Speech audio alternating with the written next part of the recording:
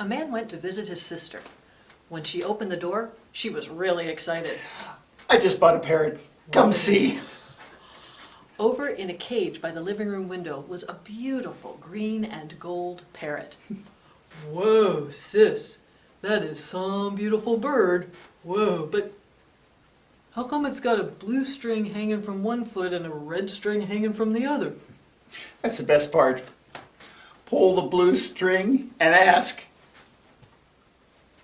All right.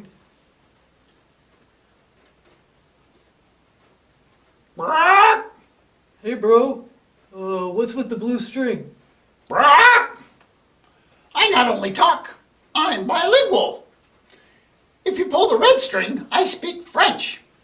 But if you pull the blue string, I speak English. Whoa. Oh, what happens if I pull them both at the same time? Brock!